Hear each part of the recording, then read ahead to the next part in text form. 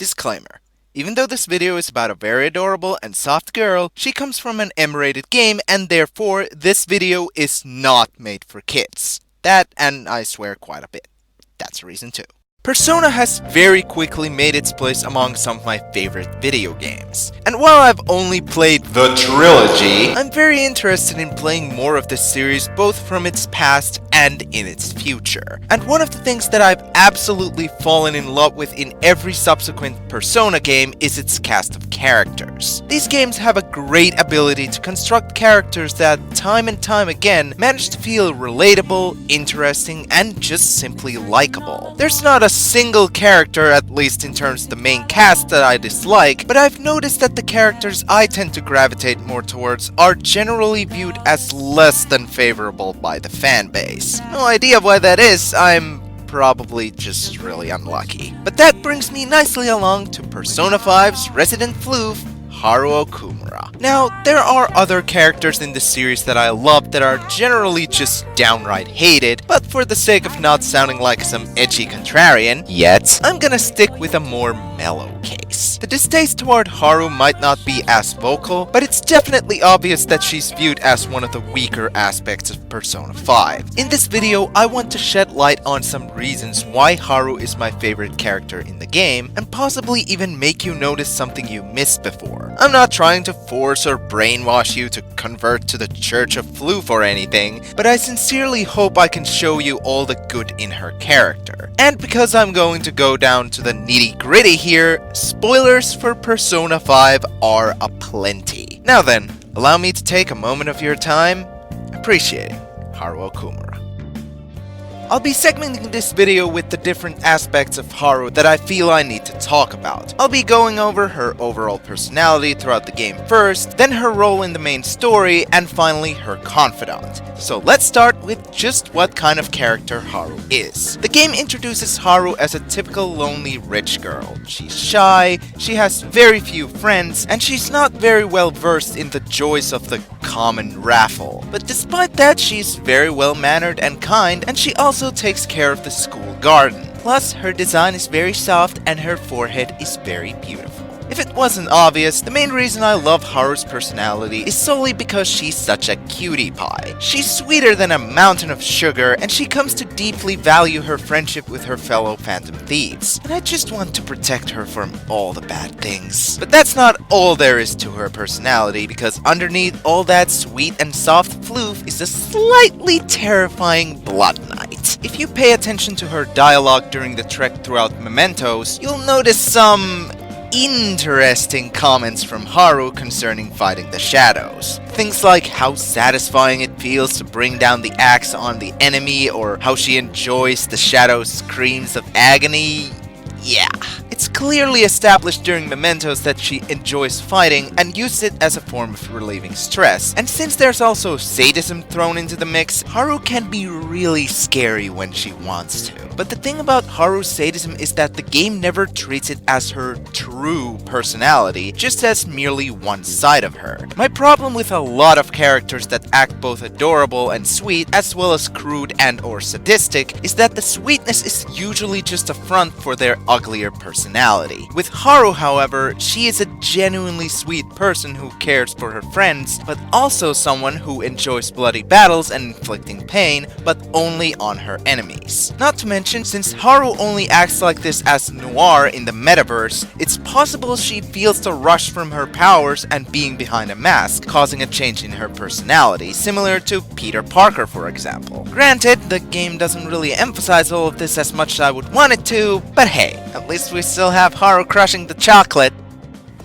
Now, let's talk about Haru's role in the main story, and this is the part where people usually start to harp on her. Haru is introduced fairly late into the story, and she doesn't join your party until the 5th palace is already in progress, and the part of the story she joins is widely considered to be the weakest arc by a lot of players. And yeah, I will admit, despite me being one of the few people who thinks the Morgana's absence arc isn't nearly as bad as it's made out to be, it definitely takes away attention from Haru's introduction. However, I do have some words of defense for this. Number one, the scene where she's introduced is fucking hilarious. I mean, it doesn't do that much to really leave a great first impression of Haru, but it is super entertaining to watch, especially with Morgana telling Beauty Thief what to say. And it also establishes one very important thing about Haru's character, at least, the fact that she's quite awkward and extremely adorable.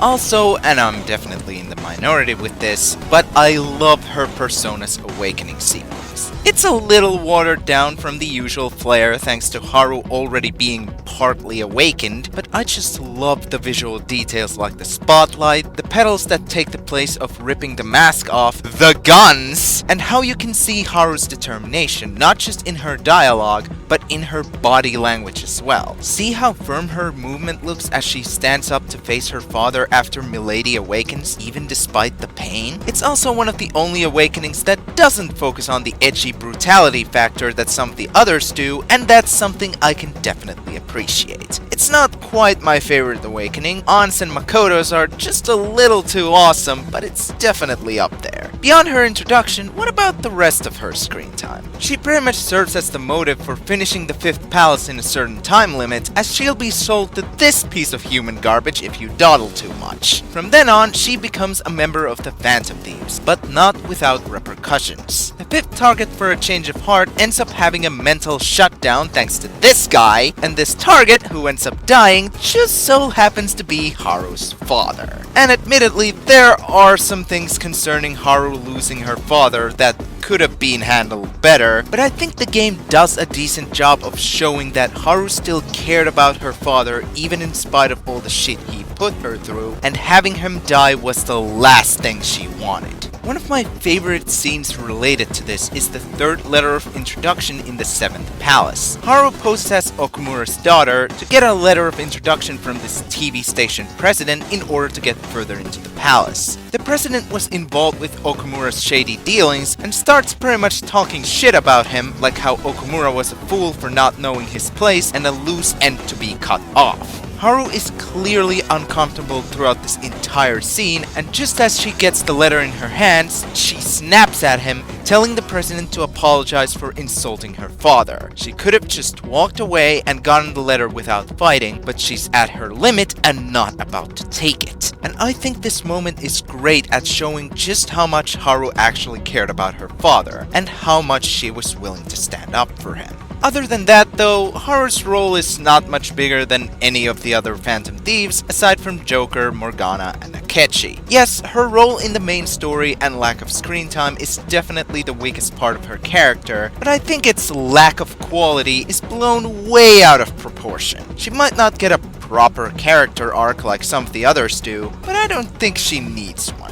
Would have definitely made things better, yes, but I think what we got was still pretty good all things considered. You can still see her motivation for joining the Phantom Thieves and her determination to see things to the end, and that's all fine by me.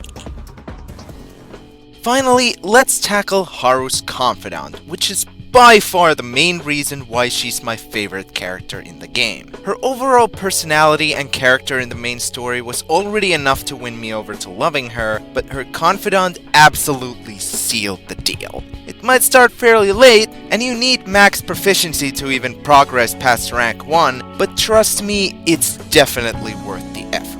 The confidant starts out with Joker helping Haru with her plans on the school rooftop, and Haru sharing her troubles with her father's passing and the future of Okumura Foods. And it's here where we see Haru's central struggle, the fear of betrayal. Haru is suspicious of everyone at the company because they all seem to have an ulterior motive for conversing with her, and she really doesn't know who to confide in. To make matters worse, the new company president Takakura is pushing Haru to sell her shares of the company and marry with her fiancé Sugimura, who is still human garbage and deserves to die in a dumpster fire while falling off a cliff. You can't help but feel sorry for Haru through all this, because she's constantly struggling with what she should do and who to trust. What would be best for the company, what she herself wants. There are various factors that play into her situation, and it's easy to see why she's struggling so much. But the through her interactions with Joker, stories about the past of Okumura foods, endearing moments involving coffee, vegetables, and Haru being Haru, she finds the courage to face Takakura and show her true feelings to the entire company. All of this is really great. It helps to build more on Haru's character and show that despite her higher social status, you can still easily understand what she's going through and empathize with her struggles. But what really elevates this confidant for me is the dream that Haru settles for in her final rank. I know that might sound kind of silly, but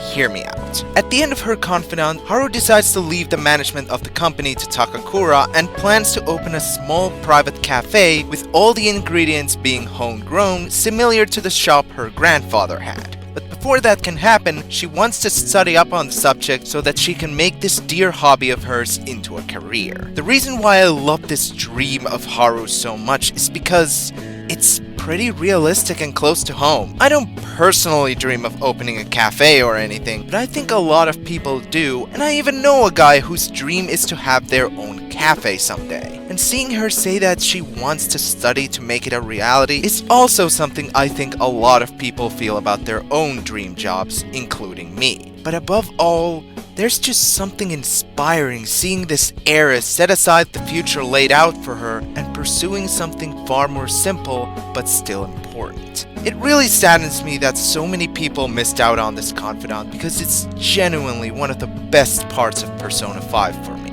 If you're planning another playthrough of P5 and missed out on this one, I highly recommend putting your time into it. Trust me, you won't be disappointed.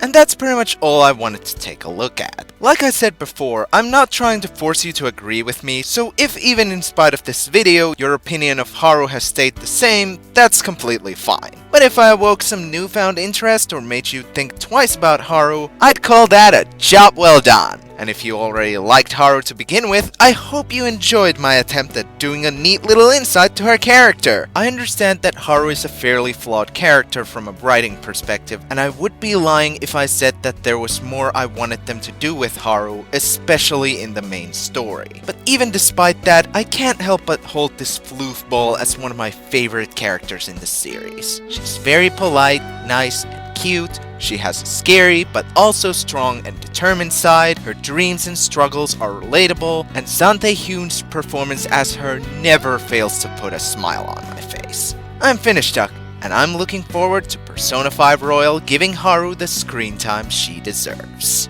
So usually with these freeform type of videos, I would usually just end the video off here, but I have to give a quick shout out to Sol, who did the thumbnail for this video. It's amazing, and I'm so grateful, and thank you. It's a really great thumbnail, and if you'd like to commission him for a thumbnail or a logo or any kind of graphic you would like for a YouTube channel or anything, give him a ring or something, I don't know. I'm gonna be leaving his Twitter account down in the description, so if you wanna see some of his work, there's probably gonna be some there. I'm also gonna leave his YouTube channel just in case. He also does videos sometimes, so yeah. But thank you, Sol, and thank you for watching this video, and I am head out.